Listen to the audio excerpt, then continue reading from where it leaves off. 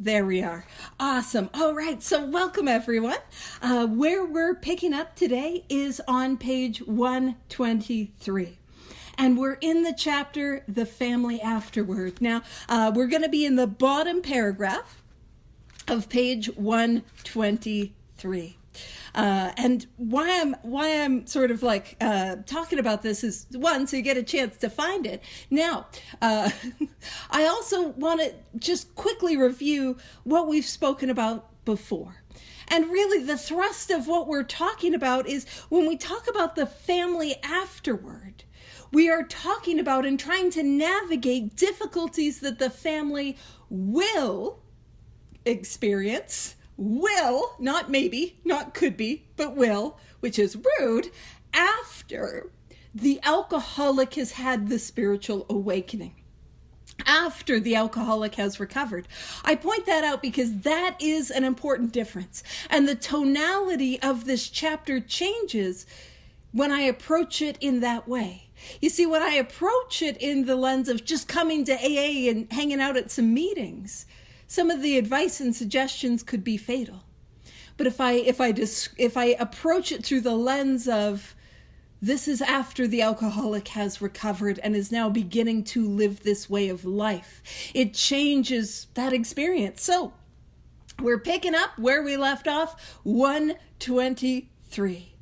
It says, now and then, the family will be plagued by specters from the past. Bottom paragraph 123. Now, I will say, it being late October, and we're getting into that scary season, like, woo, specters. It is on brand. And so a specter, if you're like, I'm not picking up your joke, Paige, a specter is a ghost. And so it's like now and then the family will be plagued by those ghosts of the past, the ghosts of the memories and the suffering that alcoholism has wrought the family.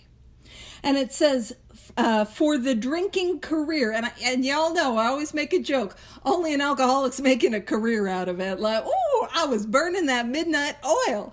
I was working. I was trying to get that promotion, led me straight to the bottom. Anywho, for the drinking career of almost every alcoholic has been marked by escapades, funny, humiliating, shameful, or tragic. So welcome, guys. We're on bottom of page 123.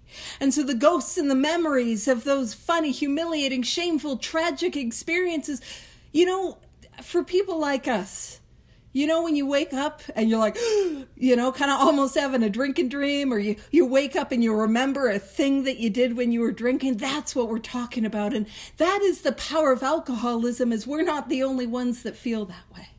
Our loved ones have those moments of... Our loved ones have those moments where those memories come back and the pain comes back and the suffering comes back. And it says, the first impulse will be to bury these skeletons in a dark closet and padlock the door. Yeah, we are in October. We're talking about skeletons. The next thing you know, it'll be like, you go take your inventory of that pumpkin patch or something. I don't know. And what I love so much is the book meets me where I'm at. Because how often have we come to Alcoholics Anonymous and looked at the steps that we need to take and think, I don't want to bring up the past. Why can't we leave sleeping dogs lie? I don't want to drag it up. Like, I don't want to do that. And how often have we reached out to, usually in my experience, it's certain family members that we reach out to make our amends, and they have that, let's just not talk about it. That is such a human and normal and reasonable, given how many human beings deal with and try to navigate pain, that response is understandable. And so the book is going to meet us where we are at, not just ourselves, but the whole family, where we are at, and going to take us where we need to go. So it says the family may be possessed. Oh, that's another possession. Sorry, I'm catching all the scary little metaphors.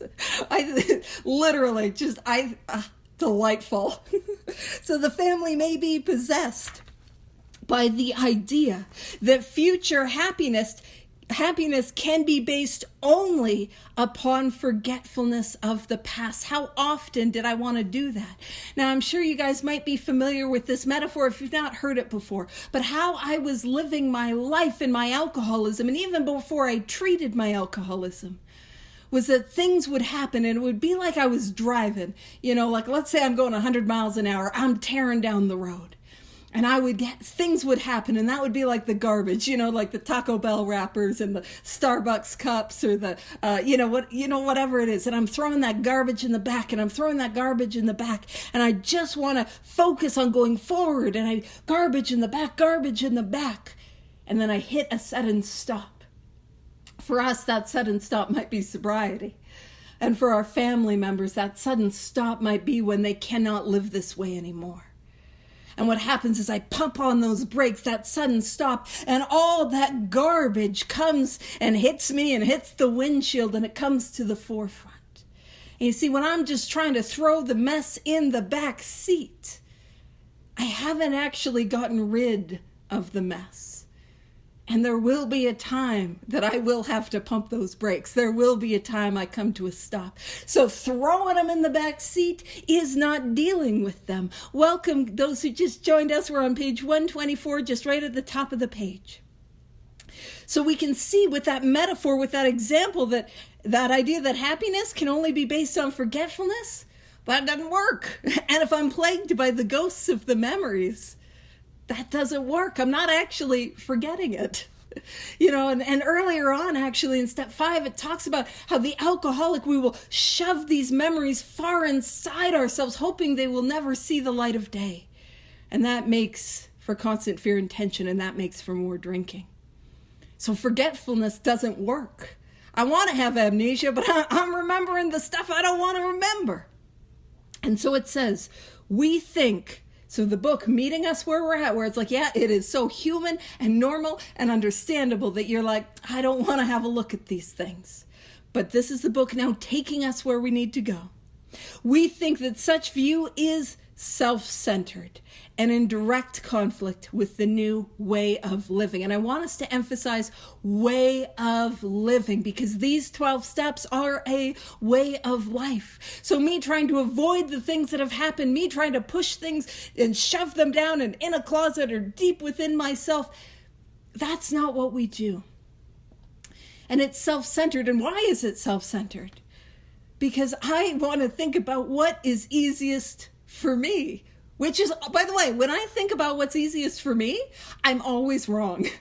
That's just my experience. When I'm like, it would just be easiest if I avoid writing this inventory or making this amends or easy. Do you know what I mean? I'm like, it'll just be easier if I don't deal with this. But it's still there, and I've got to deal with it one way or another, and I'm just dragging it out. So it is self-centered and in direct conflict with the new way of living. And in this new way of living, which is all 12 steps, is a way of life, like my life depends on it, because it does. What we are trying to do is clear away the stuff that is between me and my higher power, the stuff between me and God. And so it is in direct conflict, me trying to pretend that things weren't happening.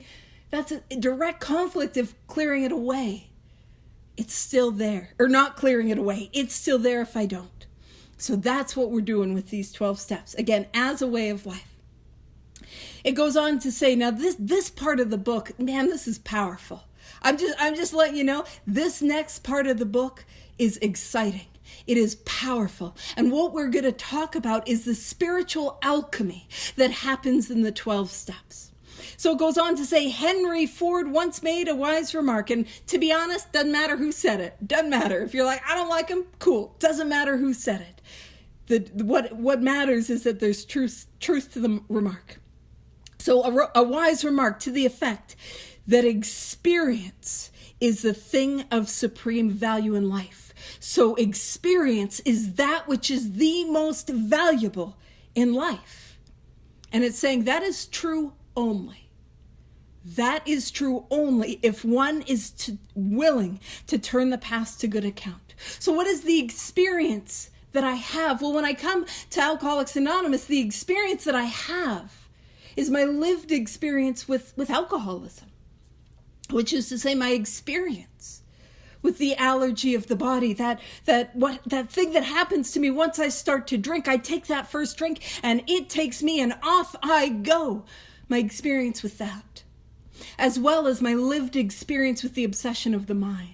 When I've said I'm not going to drink, I'm going to stay sober for the bachelorette party, I'm going to stay sober for the vacation, or I'm going to stay sober for probation. I'm probably more likely to try to stay sober for probation than the bachelorette party, but that's neither here nor there. But I'm trying to stay sober and it doesn't work. When I am sober, I have a thought that takes me back again and again to the first drink, despite the fact that it is ruining my life. So that is the experience that I have.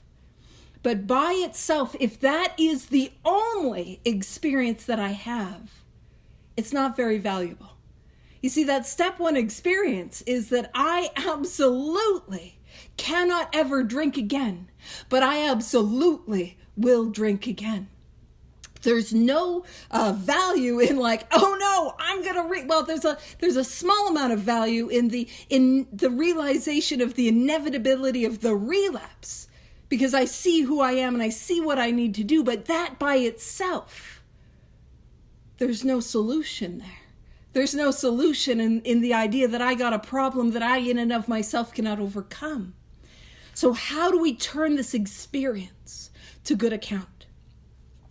So it says, we grow by our willingness to face and rectify errors and convert them into assets. And we talk about growth. Growth is the name of the game in Alcoholics Anonymous. Spiritual growth is the point. And so, how do I turn my past to good account? We grow by our willingness to face errors. So how do I face my errors? Well, I begin to face them in step 4. I face them in step 5. I face them in step 6. And how do I begin to rectify these errors? I begin to rectify them in 7, in 8, and in 9. And what we're seeing is the spiritual alchemy of the 12 steps. You see, I'll bring my experience with the allergy, and I'll bring my experience with the obsession of the mind. And what comes with that is my experience with the pain and the suffering that is alcoholism. I will bring to Alcoholics Anonymous my painful, humiliating, tragic, shameful experiences. I will bring to you the worst things that I've ever done, the worst things that have ever happened to me.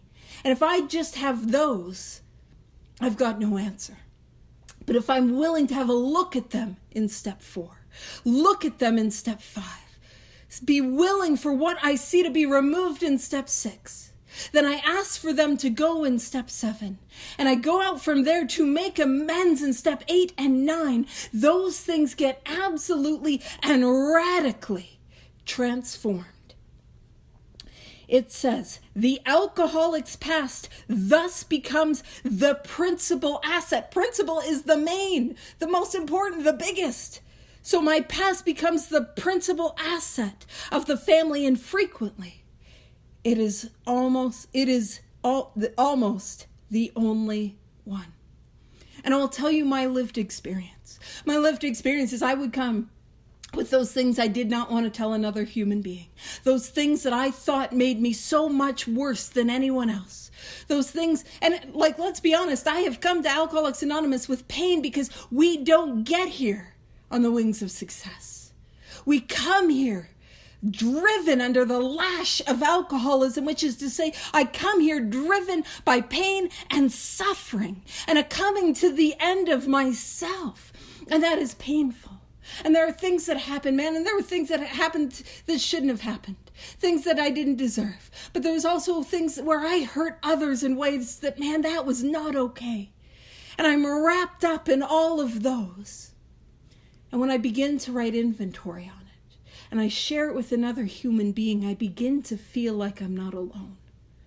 You guys know what I'm saying? You know that experience where you're talking usually with your sponsor in that 5th step, and you're sharing the thing that you don't want to share, and your sponsor goes, yeah, me too. Yeah, me too. And I begin to feel that I'm not so alone. And in that quiet hour, in that 6 and 7, I realize that who I am, and I don't mean I realize in here, I realize in here, I realize in my heart that I am not my defects of character. And that is a revolutionary idea. Because if I were to be my defects of character, they could not be removed. But in step 6 and 7, I become willing and then I ask for them to be removed. Therefore, they are not me. Therefore, what is left is good, is worthy, is valuable. I can't tell you, I spent my entire life thinking that there was something irrevocably broken and wrong with me. That I was worse than any other human being alive. That I didn't fit. That I was bad somehow. Even though I thought I was a nice person, I was broken. But who I am is not that, because it gets removed. And then I go out and I make amends for the harms that I've caused. And that guilt and that shame begins to fall.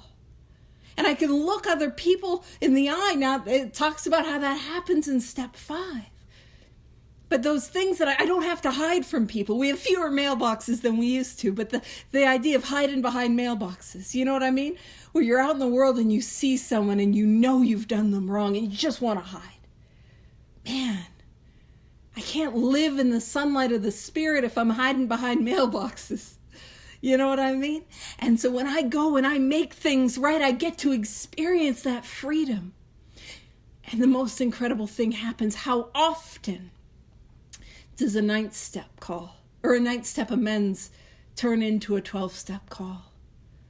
And you see what happened for me is, and it really, this spiritual alchemy, and we're going to talk about it here in a little bit. Actually, just let me read it. This is where it turns to the principal asset. It says, the painful past may be of infinite value to families still struggling with their problem. It is when I sit down with others, when I take them through this work, these 12 steps outlined in this book, and I share with them my experience, that is when it turns to gold. The garbage that I brought, the mess and the pain and the suffering that I brought, it gets turned to gold. There is something powerful that happens when I can say, yes, me too. Yes, me too. I drank like that. Yes, me too. I was under that table or behind that dumpster. Yes, me too. I know what it's like to say I would never do it again, and I wrecked Thanksgiving or Christmas or whatever the holiday was. I know what it's like to drink again when I desperately didn't want to. Yes, me too. I know what it's like. That thing happened to me.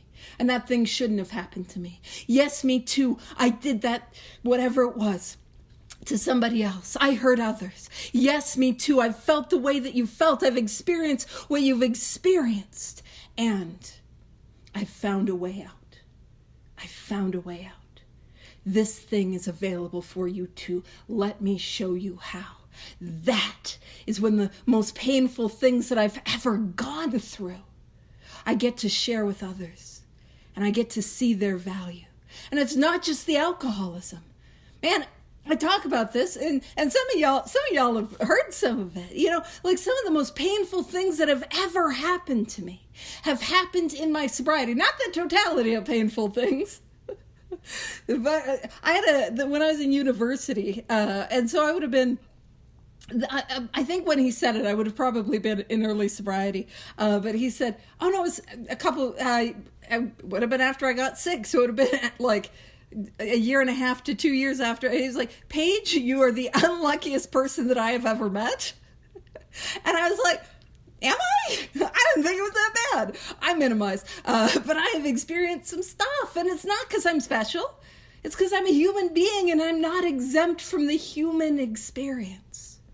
And so even the things that don't have to do with my alcoholism directly, I get to use to help somebody else.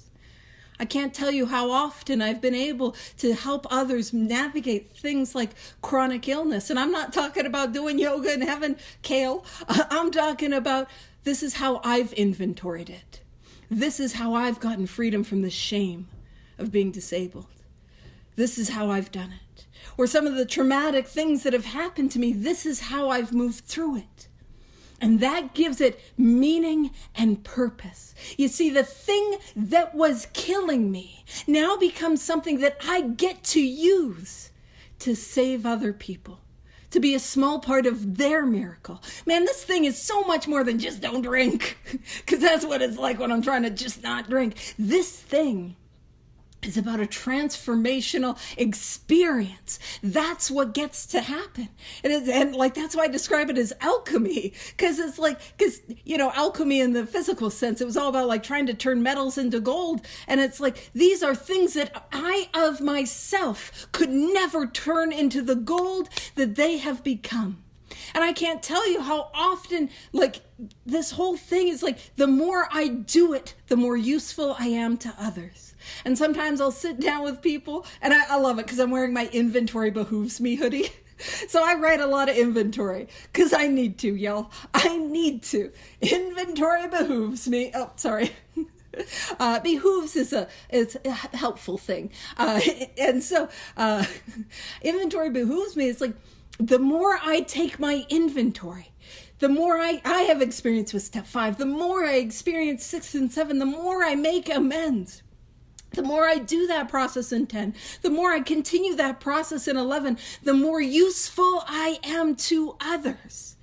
I get to do these things. And when I do it, man, I experience the freedom. And it says, we think each family which has been relieved owes something to those who have not. And you see, what I have found is that I owe Alcoholics Anonymous a debt. Now, we don't got spiritual debt collectors. We don't got people that'll come and be like, put the money in the basket or we'll get you. Although I will say, and again, this is one of the things that I do that's inappropriate and I should not be doing. But when I am in an in-person meeting, because it's funnier in an in-person, some of you guys know what I'm referencing, and I'll be like, that's what happened. That's why I'm in the wheelchair. I didn't try to pay it back and they got my kneecaps. I'm just kidding. There's no spiritual debt collectors. When I make that joke, there's often an audible groan, which is how you know it's real funny. You just landed that joke.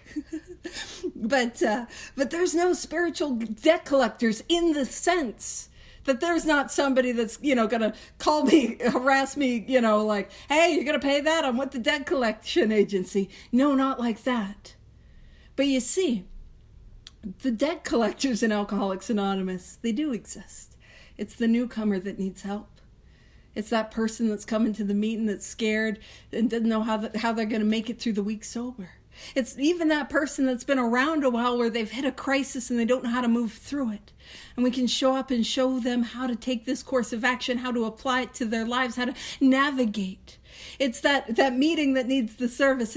It's the intergroup, the central office. It's that. The debt collector always shows up with a position that needs to be filled, service that needs to be done. And wouldn't you know it, in this economy, let me tell you about the spiritual economy, I can't seem to get out of debt. I'll try some of those like debt snowball things or, it doesn't work spiritually. You know why? Because every time I go to repay that debt, I keep getting paid more. I keep getting paid more. And I get myself further and further into that spiritual debt. And so that's what it's talking about when it's like each family which has been relieved owes something to those who have not. How could I not want to give this away?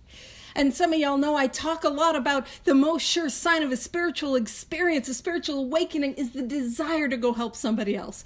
Which isn't to say if you don't feel like doing it, don't do it. No, if you don't feel like doing it, go do it. I mean, that's really my sponsorship style, is like, I'll be like, that's okay, but do it anyways. Do it scared, do it resistant, do it unwilling, do it in a mood. Just do it.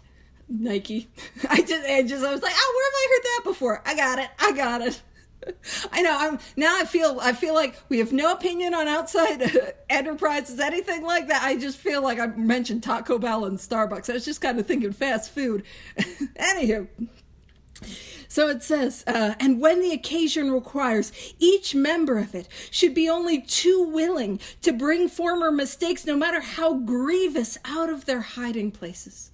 The things that I did not and could not tell another human soul, if it would be appropriate, it's not, I would be able to tell all of you at this meeting. Do you know what I'm saying? I could share it freely if I knew it would be helpful. That's what gets to happen here.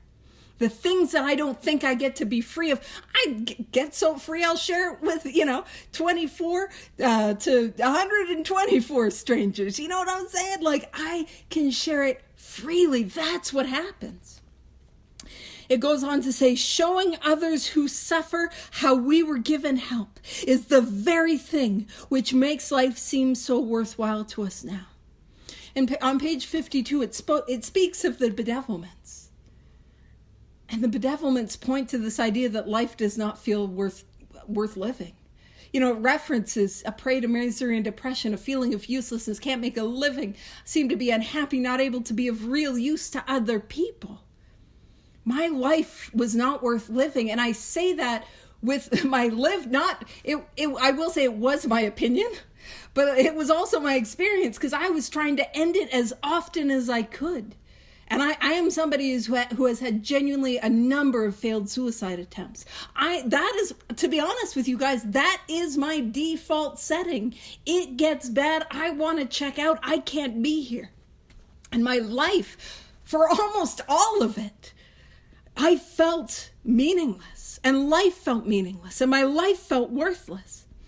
And I'll tell a bit of a funny story here in a sec, but it says, showing others who suffer how we were given help is the very thing which makes life seem so worthwhile to us now. The very thing that gives my life meaning and worth and value happens when I sit down with another alcoholic, when I sit down with another human being who has suffered the way that I have suffered, and we take a course of action that they don't like, and I didn't like either, they don't want, and I see that light come on in their eyes.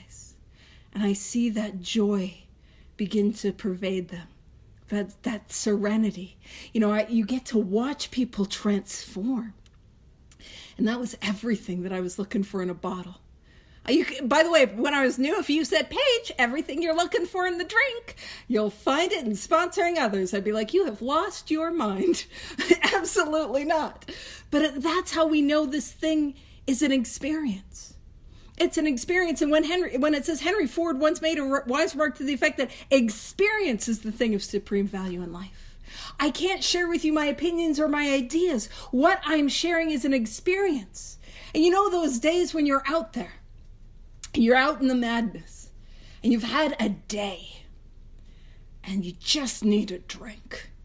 And you go and you sit down, maybe you sit down at a bar, and the bartender comes and you're like, I need a drink. And the bartender says, well, let me tell you about my thoughts and opinions about all the alcohol here. And let me talk about, the flavors, the textures, the alcohol content. Let me tell you all about that. Let me tell you the prices. Let me tell you what will happen to your body when you take a drink of alcohol. Man, I don't get that relief. I need the relief that is the experience of the drink. And just like Alcoholics Anonymous, I can't get well by thinking about it, talking about it, sharing my opinions on it. I need to have the experience of the spiritual awakening. And I get that through the experience of the 12 steps. It is experiential. And it's that idea that has given my life meaning and purpose. Now, when we talk about that meaning and purpose, I'll tell you the story that was coming to mind. Is that this was I think it was maybe a little bit before COVID, or maybe around that time. No, I think it was before. Anywho, sorry, I'm not always good with dates. I'm great with geography though. But I was visiting a family at a town. And their neighbor, they were having like a barbecue and a whole thing, and we're hanging out and, playing games and stuff. And, I mentioned this game. It's called Gratitude Alphabet. Now, if you've not heard about Gratitude Alphabet, I'll just forewarn you, I play it competitively. And so Gratitude Alphabet is where you go around, like if we were all to do it, I would kick it off and I would say something I'm grateful for, genuinely grateful for, that starts with the letter A. And the next person would go letter B, and so on and so forth. And there's not really a winner. You just get grateful, but I'm going to win. That's how I show up to life. Now I remember, because this was a moment, and so we go around, and I end up on the letter J. And I listen, again, I'm playing competitively. I'm not going to say, I'm neutral on jam. I like a jam, but I'm not going to throw out jam. I'm grateful for jam. No. So what I did is I said, I am grateful for joy. Because in the last few years, I've begun to truly experience joy in my life. And it has been just the most incredible experience. Now, you all are my people, because y'all are like, yeah, how beautiful. What a beautiful moment. That is not the response from the non-alcoholics. They were mortified. When you accidentally kill the mood? Oopsies. Because their thought was like, what do you mean in the last few years you've begun to experience joy? What do you mean? And the thing that I thought was like, how delightful. They're like, girl, this is a buzzkill. That's how I know I'm a little different. And so it really is. If I want that joy, that's been my experience. I've got to carry this message to others. I've got to really do this thing. I've got to have this experience. And I love this. It goes on to say, cling to the thought that in God's hands, the dark past is the greatest possession you have. The key to life and happiness for others. It is my life in God's hands, my dark past in God's hands. And if you're wondering, okay, and by the way, that's a promise, but it's that thought that my life in God's hands, that dark past becomes the greatest possession I have. How does that happen?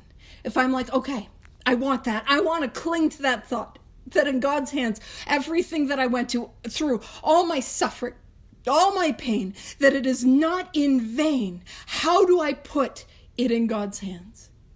That is the purpose of the 12 steps. That is the point. That's what I've got to do. It is the 12 steps. Now, some of you know I do big book bounce arounds, and when I get asked to do talks, because I have very little attention span, and I got bored of doing experience, strength, and hope shares. I'm bored. So I just said, I'm going to share my experience, strength, and hope in a format known as the big book bounce around, and I just bounce around the big book and tie in threads and themes. And if I say that ahead of time, they can't get mad at me. Or they can, and I'll help them write inventory on it. But, I got bored. I wanted to spice it up. I'm like, yeah, let's do something different. And one of the talks that I do is on the theme of in God's hands, and looking at what does my life look like when it is in my hands. Now, the absolute best case scenario is that, for me, is that I am miserable. But what is the inevitable conclusion when my life is in my hands is that I am suicidal and drinking. That is the inevitable conclusion. When my life is in my hands and I'm trying to do this my way, I'm drinking. And there's nothing I can do to stop it.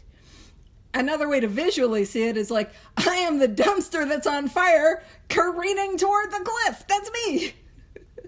Oh, that is Madame Dumpster. No, it's just dumpster. I was trying to class up the dumpster. It doesn't need to be classied up. She's on fire. Woo! And so, what does my life look like when it's in God's hands? Well, it talks about the greatest possession we have. But also on page 100, that first paragraph, it talks about the things which come to us when we put ourselves in God's hands were better than anything we could have imagined. That's the promise. So if I can see that my life in my hands, it ain't it. It's not working. I need a solution. I need an answer. I've got to take these 12 steps. And that will get my life out of my hands and in God's hands. And that's always, always better. always better than anything we could have planned. Welcome. I did bounce us around just a little bit, but we are on page 124. And so cling to the thought that in God's hands, the dark past is the greatest possession you have, the key to life and happiness for others. Man, I didn't have a key to much when I got here. I did not have a key to a whole lot I didn't even have a bike lock. But I did not have a key to much. But my experience begins to be the key to freedom for those around me. And it says, with it, you can avert death and misery for them. Sponsoring others and now keep in mind, if I've not done it or I'm just starting to wade into working with others, now keep in mind, I'm more of a just dive into the deep end sort of deal when it comes to working with others. But if I'm just starting to work with others, it probably does not feel like that. I probably feel like, I don't want to do it. But that's the thing is, if we push through that fear, if I push through, when I have pushed through that fear that I'm going to screw them up, can't make it worse. It is progressive. It is incurable. It is fatal. It's kind of bad as it's going to be, I'm not going to make it worse. And the more I do it, the more experience I get. And the more experience I get, the more effective I am in working with others. And the more that I get to see what happens. And that thing when you're having a day, like back in the day when you'd have a day, and back in the day it's I need a drink. But when you're having a day where everything's going wrong. And you remember when I still use wired headphones, but when you catch wired headphones, like in a doorknob or something, like that feeling, we're getting real visceral with this one. Like one of those days, like I cut the headphones and the thing, or you step on something wet with socks, like one of those days, right? And there's something that happens if I take the action. Again, I'm talking about the idea of this thing being experiential, which is to say, after the snag, after the wet socks, sitting down with a sponsee that, let's be real, before we sit down with, we're like, we hope they cancel. I'm in a bad mood, but I also hope they don't cancel, because then I have to have a conversation with them about the importance of keeping their commitments, and I don't want to have those boundary type conversations. It's just too much, that sort of wrestling. I know nobody here could ever relate to that. But and then they show up and we're like, okay, wonderful. And we work with them. And then what happens after? I feel so much better. And if you told me right before I did that you'd feel better, I don't really believe you. But that's what I mean when I say this thing is experiential. I've got to do it. And if I try to navigate it through my thoughts and opinions, which is to say my prejudices, because I haven't had the experience yet, I will stay stuck. But if I step out in faith, in actions that I don't think is going to help, that I don't want to do, that I'm like, I just want to be in bed and watch TV or whatever. But if I do it anyways, I will get that experience. And what I'm after, just like I was after the experience of the drink, I am after the experience of the spiritual awakening. And I sit down with others, and that's when we work with them. Not on them, but with them. And we get to avert death and misery for them. And that thing that was at first, that pain and that suffering and that just awfulness becomes transformed in their lives. You see, sponsoring others, we're going to talk about as we trudge along. But at first we do it because we have to, because our sponsor told us we had to. We don't want to, let's be real. Some of us do. But then we do it because we see the life that we get when we do. We see the miracles that occur before us. People who are absolutely broken and hopeless. And all we're doing is we're sitting down with a book published in 1939, reading it together, following the directions, and to watch them change. It is our great privilege, my great privilege, but also my great responsibility to carry this message to others. It is both those things. And so, when I talk about page 124, it's hard not to get excited. Because that's what gets to happen here. So much more than just not drinking. So much more than just don't drink, like the spiritual Eeyore, don't drink, I've lost my tail. No, but a life of meaning and purpose that happens when I do things I don't want to do. That's what we get to experience. And now what we're going to transition into is a very interesting part of the book. And I say it's interesting because we talk about who wrote this book. Well, often we say it's the first 100 members, which was closer to 80. And so that was sort of something that Bill Wilson greatly exaggerated. Who mostly wrote the book? Bill Wilson. Bill Wilson. It was mostly Bill Wilson.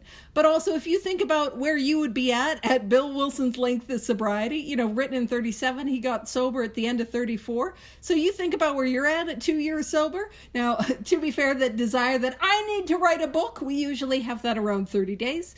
It's 90 days that, I got to work at a treatment center. That's usually the timeline. We usually get the book written out of our system by the time we hit 2 years. Could you imagine writing something like this?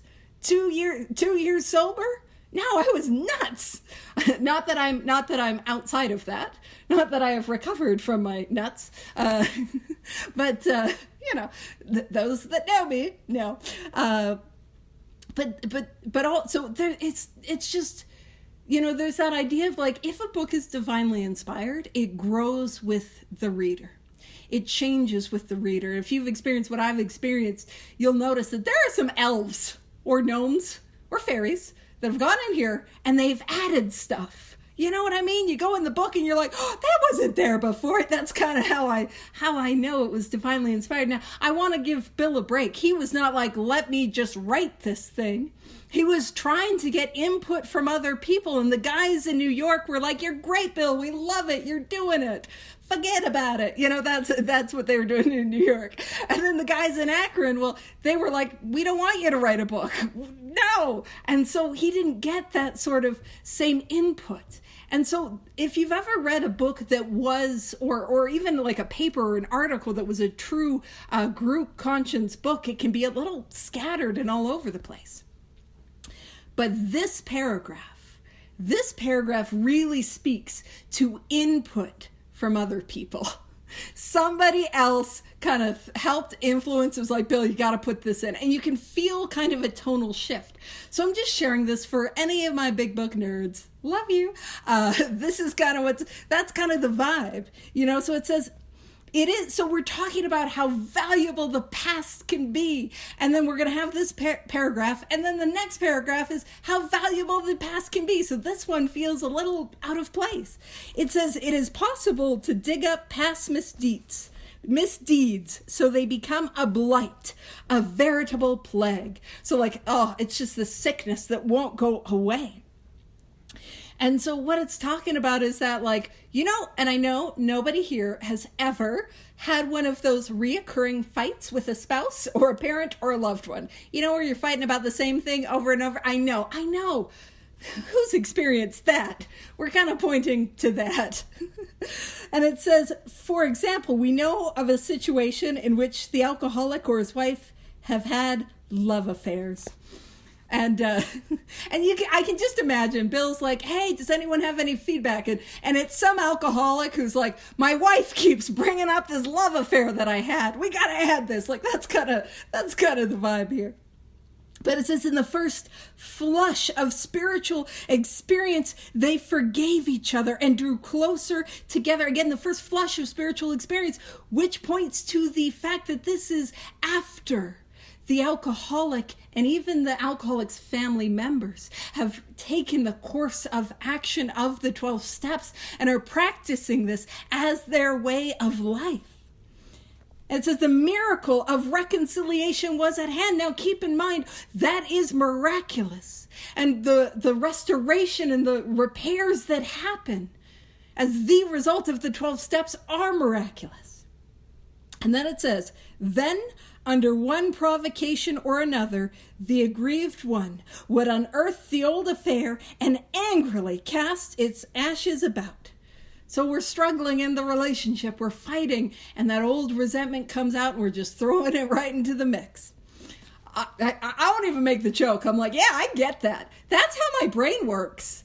I'll be like, hey, you remember this thing you did 10 years ago? Turns out I'm not over it, and that's why I got the hoodie. Inventory behooves me. I need it, literally the other day I woke up and I remembered this thing that happened in kindergarten, and I'm like, I'm not over it,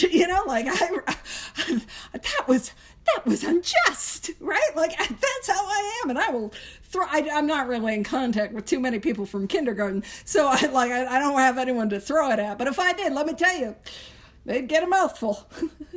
So it says, a few of us have had these growing pains, and they hurt a great deal. Husbands and wives have sometimes been obliged to separate for a time until new perspective, new victory over hurt pride could be re-won. So it's kind of saying, it's like, if we're stuck, it's sometimes good to take a breather. That breather can be various lengths of time. And this idea of taking a breather is not a new idea. If you want to indulge bouncing around with me, we can pop over to page 96. Hold on. It's wait, hold on. Now I didn't write it down, and I just got it. I'm like, oh yeah. So we've got a place it's 98, isn't it? Yep, it's 98. There we are. We got it. 8th try every time. That's how I roll. So let's go to bottom paragraph, page 98, where it says, now the domestic problem. So again, we're just going to say that this is not a new idea. Now the domestic problem. Bottom of page 98. There may be divorce, separation, or just strained relations. And an alcoholic relationship? That's news. When your prospect has made such reparation as he can to his family, so made amends, direct amends to his family, and has thoroughly explained to them the new principles by which he is living, he should proceed to put those principles into action at home. So I've got to actively take all 12 steps and bring that into the home, into the living situation. He should concentrate on his own spiritual demonstration. Argument and fault finding are to be avoided like the plague. Now, we spoke about how it's possible to bring up past misdeeds as a blight and a veritable plague. Now, it talks about, we're going to pop over just to 99, second full paragraph right near the bottom. If there be divorce or separation, there should be no undue haste for the couple to get together. The man should be sure of his recovery. The wife should fully understand his new way of life. If their relationship is to be resumed, it must be on a better basis, since the former did not work. And so the better basis is basis of life, way of life. This means a new attitude and spirit all around. That new attitude and spirit is that spiritual awakening. I often can't get fresh perspective when I'm in that circular argument. I need to step away and listen, for me, to do some inventory. That's how we go. That's what I got to do. And it says, sometimes it is to the best interests of all concerned that a couple remain apart. Obviously, no rule can be laid down. Let the alcoholic continue his program day by day. So this thing is a daily basis sort of deal. When the time for living together has come, it will be apparent to both parties. So that idea of that there are times where we might need to just take a breather, just take a break, with the purpose of getting recentered spiritually so that we can come back together. So popping back over to page 125, when it says sometimes we've been obliged to separate for a time, that's not like a radical idea, especially if they're stuck in that, like bringing up the same old things over and over. Let's get a break from it so that we can come back and deal with it in a better perspective. It goes on to say on page 125, in most cases, the alcoholic survived this ordeal without relapse, but not always. So we think unless some good and useful purpose is to be served, past occurrences should not be discussed. So like bringing up the affair. But this is why I'm saying this paragraph is a bit tonally different. Because bottom of 124, it's like, yes, the dark past is the greatest thing you have. You get to share it freely. And it's like, yeah, but maybe don't throw the affair back and like bring up the, hey, but use, yeah, but use, like there's that. And then it goes back to say, we families of Alcoholics Anonymous keep few skeletons in the closet. So that we want to slam that skeleton in, padlock the door. No, we keep few skeletons in the closet because I can't live with it there. I've got to clear away the stuff. And it says, everyone knows about the other alcoholic's troubles. This is a condition which in ordinary life would produce untold grief. There might be scandalous gossip, laughter at the expense of other people, and a tendency to take advantage of intimate information. So kind of getting into that like warning about gossip. And we're going to talk about gossip here in this paragraph and in the next. And it says, among us, these are rare occurrences. That idea that to be somebody who is recovered, we're not gossiping. That's hopefully rare. Now I'll just share with you. Am I a perfect little being? Absolutely not. And did I spill some tea with the best of them? Absolutely I did. And I'll tell you, here's my experience. I didn't get free of gossiping until I began to make amends for gossiping. Now, hold on. Before I know, hold on.